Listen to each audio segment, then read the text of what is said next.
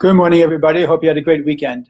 During Shabbos, I was reviewing one of my favorite sichas, talks by the Rebbe, and I wanted to share it with you. So put your thinking cap on and your seatbelt on, and hopefully we'll have a very interesting journey together, which I hope will be something you'll really be able to learn from for personal usage as well in your own life on a daily basis.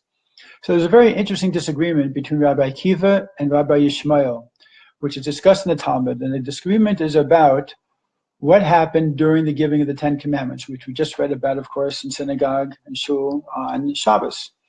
And Rabbi Akiva says that the Jews answered and responded to each of the commandments by saying yes to all of the commandments. In other words, whatever you say, God, we're going to do it. Rabbi Yishmael, on the other hand, says that the positive commandments, the Jews responded yes, but the negative commandments, in other words, the things that we were not supposed to do, the Jews responded, no, we won't do those things that we're not supposed to do. So first of all, what's the basis for having such a disagreement, and what does it mean to us? So the Rebbe says that there's another disagreement also between Rabbi Akiva and Rabbi Yishmael, also concerning the giving of the Torah at Mount Sinai. And from that disagreement, we'll be able to understand the reason for our first disagreement. So the second disagreement is about what happened with all the thunder and lightning. The Torah says that they saw the thunder. So Rabbi Akiva says that he takes it literally. They saw the thunder and they heard the lightning.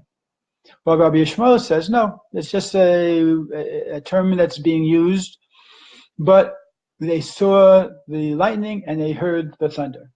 And again, what's the difference? Does it really make a difference to us where they saw the thunder, they saw the lightning? So the Rebbe explains the following, and it's very fascinating. What is seeing? When we see something or see somebody, we're really connected to them, and we really have a direct line to that person or thing that we're seeing at the time.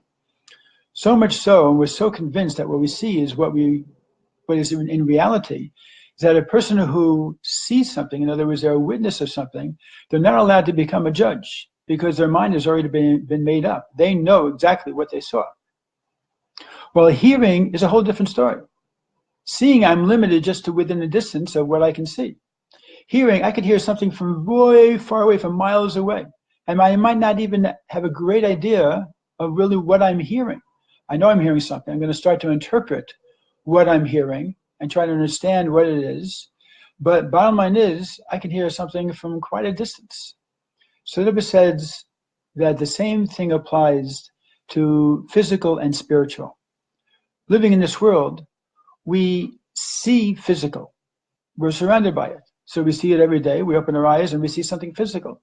We hear about spiritual. Shema Yisrael, Hashem Elokeinu, Hashem Echad. Hear, O Israel, Lord our God, Lord is one. We don't see that God is one. We hear about it. In other words, we know from a distance that in some spiritual plane, of course, it's more than just a spiritual plane, it's a physical plane also, but we hear about this spirituality in a way that it's not as close to us as exactly what we see. As a result, hearing is for a more spiritual endeavor. So at Mount Sinai, what happened to the Jews? According to Rabbi Akiva, the Jews saw that which is normally heard. In other words, the spirituality, which is normally only heard from a distance, they hear about it, they saw it. They were elevated to a point where that spirituality was just as real as you're looking at the screen and me looking at the screen as well. Or us seeing something, whatever we happen to be seeing at this moment. It was that real. While physicality was being heard because it was at a distance. It was, there's a physical world also? Because once you're in a spiritual plane, the physical world seems to be very far away. Just like when we're in a physical plane, the spirituality seems to be very far away. Well, Rabbi Yishmael said, no, that's not the ultimate purpose of the giving of the Torah.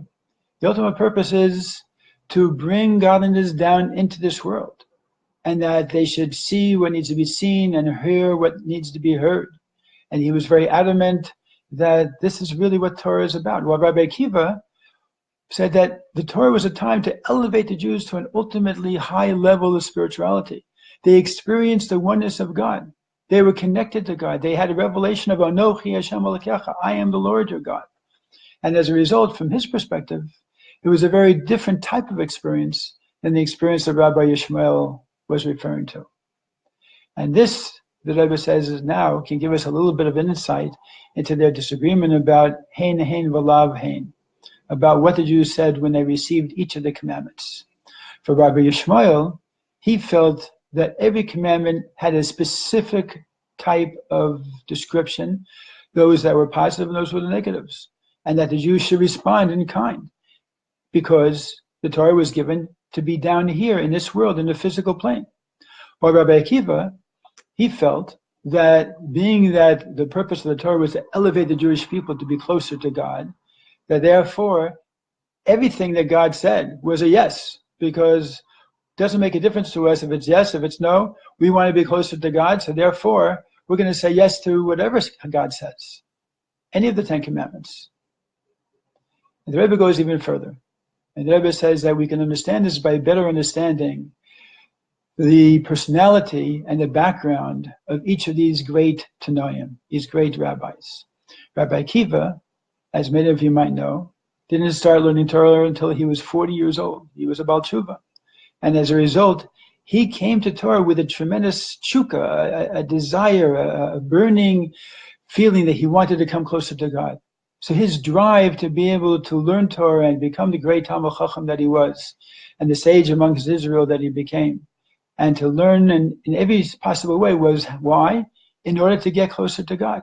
So his drive, even in interpreting what happened in Mount Sinai, was based on the foundation that everything was for the purpose of getting closer to God. And that was the ultimate experience at Mount Sinai of getting closer to God. Rabbi Yishmael lived in a home of Kohanim Gedolim, of great priests, and people who were dedicated from the time he was a young boy to studying Torah and how do you apply halacha to the Kohen, and what is the Kohen supposed to do, and what can't he do, and what can he not do in the Bais HaMikdash, and for the korbanos, and the sacrifices, and the ketardas, and everything else, and so forth and so on. So his stress was always that no, giving the Torah was for God to gift his wisdom and his knowledge to the Jewish people down below here in this world, that we should be able to apply it to our daily life, specifically in the times of the temple, but of course all through Jewish history, and make it real. So we see how, in general, many times the sayings of our sages come from a perspective that they bring with them, dependent on their own background. And this is why we say, in many cases, Ele ve'ele divrei Elokim Chaim. These and these are the words of the living God. Two different rabbis, two different backgrounds, two different times in history perhaps. Both of them coming to a subject in Torah from different perspectives, seemingly contradictory, but really both of them have a place in Torah. And today, hopefully, we'll all aspire to be able to follow in the footsteps of both Rabbi Akiva and Rabbi Yishmael. On the one hand, as Rabbi Akiva did, to have a desire to come closer to God and to be more in touch with Hashem, and to see through all of the specifics of Torah that everything is for the purpose of being able to come closer to God. And on the other hand, like Rabbi Yishmael, to draw down God's wisdom into the very specifics of our life, and see in every single halacha, and every single minhag, every custom, that is really another expression of how God gifted his wisdom to be able to help us to come closer to him and to sanctify his name and to transform this world into a dwelling place for God in a very physical level as well. So hopefully between both avodas, both types of service, we'll be able to do our part to bring Mashiach closer. And God willing, tomorrow, finally, I'll continue with what we discontinued last week. I think it was maybe Tuesday was the last time talked about free choice. I want to continue again talking about free choice tomorrow. So thank you for your time and look forward to continuing. All the best. Have a great day.